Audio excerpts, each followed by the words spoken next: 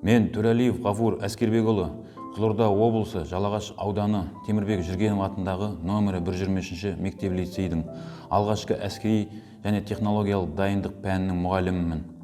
Біздің мектеп дарындылар мектебі үлкен тарих үңілсеңіз, өйткені талай шәкірт білім алып, осында талай шәкірт бүршік жарып көктеді. Мен Төрәлиев Ғафур Әскербекұлы 1987 жылы 4 ақпанда Қызылорда облысы Жалағаш ауданы Аққыр ауылында дүниеге келдім. Бала кезгі арманыма қол жеткізу үшін 2004 жылы Қызылорда қаласындағы Қорқыт Ата атындағы Қызылорда мемлекеттік университетіне грантқа түсіп, 2009 жылы бастапқы әскери дайындық пәнінің мұғалімі мамандығы бойынша үздік бітірдім. Алғашқы еңбек жолымды өзімді білім нәрімен сусындатқан мектепте лаборант болып бастадым. 2011 жылы аудан орталығындағы Темірбек Жүргенов атындағы номері 123 мектеп-лицейге алғашқы әскери дайындық пәнінің мұғалімі болып ауыстым. Ұстаз әрқашан өз бойындағы бар білімі мен қасиетін, күш-жігерін, өнерін, ізгілігін шәкірттеріне беріп отырады. Оқушының білімі мен тәрбиесіне жақсы ұстаздың әсері мол. Нағыз ұстаз өзінің білімділігімен, жүріс-тұрысымен, жайдары мінезімен, тіпті сырт пішіні, киген киімі де шәкірттеріне жақсы мағынада қатты әсер етеді деген Мәлік Ғабдуллиннің сөзінде көп мән бары анық. Сондықтан да мен педагог ретінде білім алушылардың шығармашыл, озық ойлы тұлға болып қалыптасуына алғашқы еңбек жолымнан бастап ықпал етуді мақсат еттім. Тынбай іздену, білімім мен біліктілігімді үздіксіз жетілдірудің арқасында өзімде, шәкірттерімде облыстық, республикалық байқаулар мен олимпиадаларда жеңіс тұғырынан орын алдық. Аудандық ең үздік алғашқы әскери және технологиялық дайындық пәні жетекшісі 2021 байқауында бірінші орын иеленуім, мылтық ату турнирінде жас мергендер дайындағаным үшін аудан әкімінің алғысымен, облыстық айбын әскери патриоттық байқауына үлес қосқаным үшін Қызылорда облыстық қорғаныс істері жөніндегі департамент басшысының алғыс хатымен, облыстық кәсіподақ комитетінің құрмет грамотасымен, басқару қауіпсіздік және арнайы бағдарламалар академиясының алғыс хатымен, Нұр-Сұлтан қаласындағы әскери істің педагогикалық кадрлары біліктілігін жоғарылату және қайта даярлау оқу орталығының алғыс хатымен марапатталып, білім қызметкерлерінің Наурыз шапағаты фестивалінің лауреаты атанып, жеңімпаз болуым осының айғағы. Оқушылардың жүйелі білімін дәлелдейтін білім додаларының бірі пәндік олимпиада мен оқушылардың түрлі байқауы. Бұл жағынан да шәкірттерім де білім бәйгелерінде оза шауып үмітімді ақтап келеді.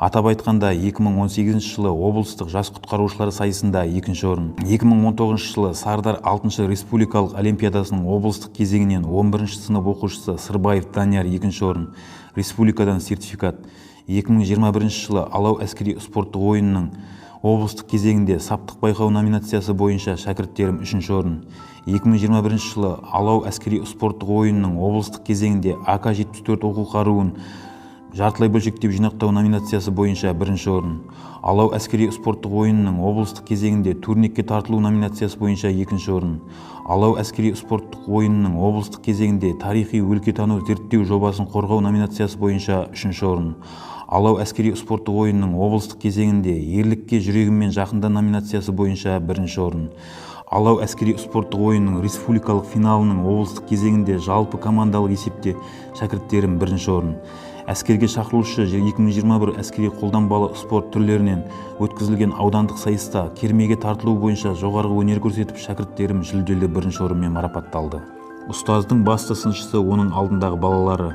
Көп ізденген, көп еңбектенген адамды олар біліп отырады.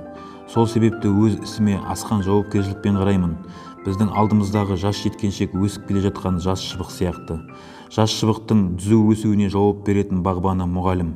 Жаңа мектептегі жаңашыл ұстаз еліміздің үкілеген ертеңгі үміті жас ұрпақты шың басына апарады. Болашақ ұрпаққа әлемдік деңгейде білім беру мақсатына орай білім мазмұнына жаңаша қарау әрбір ұстаздың басты міндеттерінің бірі. Қазіргі уақытта білім мазмұнының өзгеруі, жаңа әдіс тәсілдерді қолданудағы уақыт талабы мен шығармашылықпен ерінбей, талмай еңбектенуді, әлемдік өзгеріске сай бәсекеге қабілетті тұлғаларды тәрбиелеуді көздейді.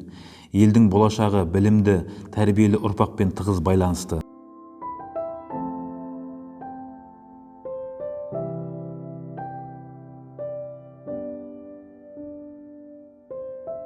тегінде адам баласынан ақыл, білім, ар, мінез деген қасиеттерімен озады деп Абай атамыз айтқан озық ойлы, білімді де тәрбиелі адамды оқыта білсек, олар қоғамның дамуына өз үлестерін қосатыны айдан анық. Менің жоғарыда атап өткен жетістіктерім 10 жылдан бергі педагогикалық салада еңбектерімнің нәтижесі. Әр күн сайынғы ізденіспен өткізген сабақтарымның қайтарымы. Менің шәкірттерім мемлекетіміздің болашағы. Сабақ оқытушының педагогикалық мәдениетінің айнасы деп Сухомлинский айтқандай, мен өз пәнім бойынша мүмкіндігінше тиімді баланың қызығушылығын оятып, білімін жетілдіретін әдіс-тәсілдерді қолдануға тырысамын. Соның нәтижесінде үнемі ізденіп, облыстық республикалық басылымдарға мақала сабақтарымды жариялап, түрлі облыстық республикалық деңгейдегі конференцияларға қатысып, білімімді толықтырып отырамын. Себебі ұстаз өз ізденісін тоқтатқанда, оның мұғалімдік қасиеті жойылады. Алдағы уақытта шәкірттерімнің бойына білім мен тәрбиенің дәнін себелеуге және өз күш-жігерімді аямайтыныма сенімдімін. Қолым бос уақыттарда қолыма қалам алып өлең жазамын. Әрі қарай өз ойымды өлең шумақтарымен толықтырып қорытындылағым келеді. Таңдайыма тамызсам шырын дәмін, бала өзі айтпай ма ұғынғанын. Білгеніммен ұқтырсам әр сабақты, оқушылар алмай ма білім нәрін. Қатар болса талаппен білімі бек, ойлайық шәкірттің тұғыры деп. Елін сүйген патриот тәрбиелеуге, ұстазда болу керек жылы жүрек. Әрекетпен үйлесер күшіңді өлше, әр тақырып тереңнен түсіндірсе, дос болу да қажет қой оқушымен. Қос қолым жасай алар ісін білсе.